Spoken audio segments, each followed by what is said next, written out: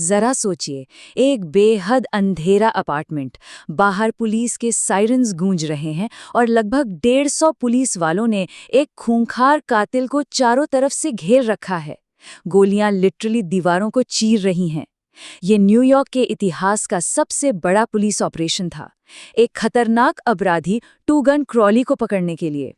लेकिन क्या आपको पता है कि इस पूरे खौफनाक मंजर में सबसे डरावनी बात आखिर क्या थी? वो गोलियां नहीं थी, बल्कि वो एक खत था जो वो कातिल अंदर छिपकर लिख रहा था। और पता है उसने क्या लिखा?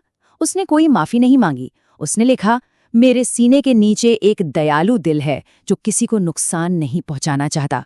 मतलब जरा सोचिए, उसे सच में लगता था कि वो एक बिल्कुल बेकसूर इंसान है जिसे दुनिया ने कभी समझा ही नहीं।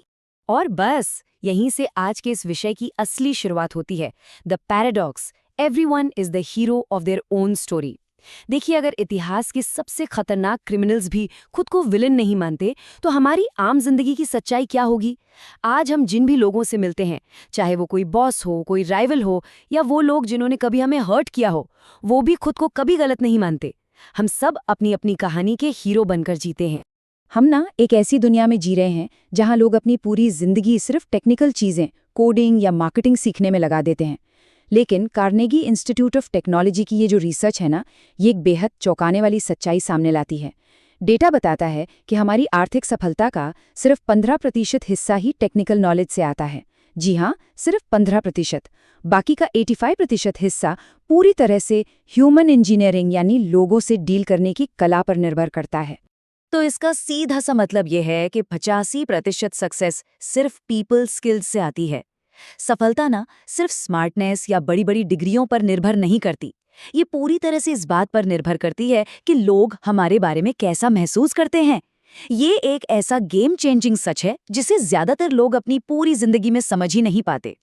खैर, यहीं से हमारा पहला बड़ा सिद्धांत सामने आता है, द बूमरैंग ऑफ क्रिटिसिज्म। देखिए, जब हम किसी की आलोचना करते हैं तो हमें लगता है कि हम बहुत पावरफुल हैं और सामने वाले को सुधार रहे हैं, राइट? लेकिन साइकोलॉजिकली देखा जाए तो आलोचना बिल्कुल एक बूमरैंग की तरह होती है। हम किसी के ईगो पर जितना ज्यादा हमला करेंगे, वो इंसान उतना ही ज्यादा डिफेंसिव हो जाएगा और पूरी ताकत से पलटकर वापस वार करेगा। इसको ऐसे समझिए, एक कमजोर इंसान हमेशा लॉजिक से बहस जीतना चाहता है। वो अपनी बात मनवाने के लिए लगातार तर्क देता रहता है। लेकिन एक पावरफुल इंसान, वो बहस नहीं बल्कि आउटकम यानी परिणाम जीतना चाहता है। उसे पता होता है कि असली जीत सिर्फ लॉजिक से नहीं बल्कि लोगों की भावनाओं को समझकर ही हासिल की जा सकती है। और यही बात इस कोट में बहुत ही खूबसूरती से कही गई है। We are not dealing with creatures of logic, we are dealing with creatures of emotion. मतलब जब भी हम लोगों से डील कर रहे हों तो हमें हमेशा ये याद रखना चाहिए कि इंसान कोई तर्क से चलने वाली मशीनें नहीं हैं। हम पूरी तरह से भावनाओं से भरे हुए जीव हैं। सिर्फ लॉजिक किसी इंसान के व्यवहार को नहीं बदल सकता। सच तो ये है कि केवल इमोशंस ही असली बदलाव ला सकते हैं। चलिए, अब दूसरे बड़े आइडिया पर आते हैं, इंसान की सबसे गहरी भूख। अगर कोई पूछे कि एक इंसान को सबसे ज्यादा क्या चाहिए, तो पहला जवाब क्या आएगा? शायद खाना, पैसा या एक अच्छी नींद। लेकिन साइकोलॉजी हमें बताती है कि इन सब से भी कहीं ज्यादा गहरी एक और भूख है, एक ऐसी भूख जो इंसान को अंदर ही अंदर हमेशा बेचैन रखती है। मशहूर फिलोसोफर जॉन डेवी ने कहा था कि इंसान के स्वभाव में जो सबसे गहरी लालसा होती है ना, वो है इम्पॉर्टेंट महसूस करने की लालसा। हम सब चाहते हैं कि हमें देखा जाए, हमारी अहमियत को समझा जाए और हमें सच में अप्रिशिएट किया जाए। यकीन मानिए, बाहर से बिल्कुल नॉर्मल दिखने वाले लोग भी अंदर से इस सच्ची तारीफ के लिए सचमुच तड़प रहे होते हैं। लेकिन रुकिए, यहाँ एक बहुत ही बारीक लाइन है जिसे समझना बेहद जरूरी है। जेन्युइन अप्रिसिएशन और फेक फ्लैटरी के बीच का अंतर। झूठी चापलूसी बिल्कुल उस जाली नोट की तरह होती है जिसे लोग देखते ही रिजेक्ट कर देते हैं। लेकिन सच्ची तारीफ, वो किसी इंसान की पूरी जिंदगी बदल सकती है। दिल से कहे गए कुछ सच्चे शब्द ना किसी के दिमाग में सालों साल तक गूंजते रहते हैं।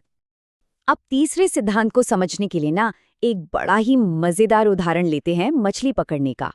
डेल कार्नेगी का मानना है कि किसी से अपना काम निकलवाना या उन्हें इन्फ्लुएंस करना बिल्कुल मछली पकड़ने जैसा ही है। इसके नियम बहुत ही सिंपल हैं, लेकिन फिर भी हम में से ज्यादातर लोग अपनी असल जिंदगी में इन्हें फॉलो ही नहीं करते। कार्नेगी बहुत ही कमाल की बात कहते हैं। वो कहते हैं, मुझे खुद स्ट्रॉबेरीज और क्रीम बहुत पसंद है, लेकिन जब मैं मछली पकड़ने जाता हूँ तो कांटे में स्ट्रॉबेरी नहीं लगाता। क्यों? बहुत सिंपल है, क्योंकि मछलियों को तो कीड़े पसंद है ना। तो किसी को इन्फ्लुएंस करने का सीधा सा रूल यही है कि उन्हें वो देना होता है जो वो चाहते हैं, ना कि वो जो हमें पसंद है। और बस यही वो डीप साइकोलॉजी है जो डेल कार्नेगी की इस टाइमलेस गाइड का पूरा आधार है। दुनिया में किसी से भी कोई भी काम करवाने का सिर्फ और सिर्फ एक ही तरीका है, और वो है सामने वाले के अंदर उस काम को करने की एक बहुत ही तीव्र इच्छा जगाना। हमें सच में दुनिया को उनके नजरिए से देखना सीखना होगा। हम अक्सर क्या करते हैं, हम दूसरों के सामने खुद को इंटरेस्टिंग दिखाने की पूरी कोशिश करते हैं। हम सिर्फ अपनी प्रॉब्लम्स, अपने गोल्स और अपनी ओपिनियंस के बारे में ही बात करते रहते हैं। लेकिन असल में इन्फ्लुएंशियल होने का सबसे बड़ा सीक्रेट ये है कि दूसरों में सच में इंटरेस्टेड बना जाए। लोगों के दिलों तक पहुंचने का सबसे फास्ट रास्ता उन्हें बहुत ही ध्यान से सुनना है। ओके, तो अब हम आते हैं आइडिया नंबर 4 पर, द साइलेंट लैंग्वेज। देखिए, जब कोई इंसान किसी कमरे में दाखिल होता है तो उसके कुछ भी बोलने से पहले ही उसकी एनर्जी लोगों तक पहुंच जाती है। हमारी बॉडी लैंग्वेज, हमारी मुस्कुराहट, हमारे हाव भाव, ये सब कुछ बिना एक भी शब्द कहे बहुत कुछ कम्युनिकेट कर रहे होते हैं। आजकल का समाज ना बस इस एक शब्द मैं के जुनून में जकड़ा हुआ है। मेरी परेशानी, मेरी सक्सेस, मेरी स्टोरी। लगातार सिर्फ और सिर्फ खुद पर फोकस करना हमारे रिश्तों में एक बहुत गहरा तनाव पैदा कर देता है। लेकिन वहीं जब हम अपना फोकस दूसरों पर शिफ्ट करते हैं, जब हम उन्हें स्पेशल फील कराते हैं और उन्हें एक सच्ची वार्म स्माइल देते हैं, तो वो सारा का सारा तनाव बस एक झटके में गायब हो जाता है। तो अब हम इस पूरी चर्चा के सबसे अहम हिस्से की तरफ बढ़ते हैं, रियल वर्ल्ड इम्पैक्ट। और प्लीज ये बात हमेशा याद रखिएगा कि ये सब किसी को चालाकी से मैनिपुलेट करने या अपने कंट्रोल में करने के बारे में बिल्कुल नहीं है। ये अवेयरनेस के बारे में है। यही वो अदृश्य नियम है जो हमारी लीडरशिप, हमारे करियर और हमारे हर एक पर्सनल रिश्ते को पूरी तरह से ट्रांसफॉर्म कर सकते हैं। इसमें एक बहुत ही पावरफुल रूल है, सामने वाले को अपना सम्मान बचाने दें। जब हम किसी को सबके सामने नीचा दिखाते हैं या उनकी डिग्निटी को ठेस पहुंचाते हैं तो समझ लीजिए कॉन्फ्लिक्ट होना तय है। लेकिन इसके ठीक उलट, जब किसी को सच में समझा जाता है और उनका सम्मान बरकरार रखा जाता है तो उनका सारा विरोध अपने आप शांत हो जाता है। सच कहूं तो ज्यादातर लोग अपनी पूरी जिंदगी बस दुनिया और लोगों को जबरदस्ती कंट्रोल करने की कोशिश में ही निकाल देते हैं। लेकिन जो असली ताकत है ना, ट्रू पावर, वो ह्यूमन अवेयरनेस और सच्ची सहानुभूति में छिपी है। हम इस दुनिया को बल, अहंकार या सिर्फ लॉजिक से नहीं जीत सकते। इसे जीतने के लिए हमें इंसानी मनोविज्ञान और लोगों की भावनाओं को गहराई से समझना ही होगा।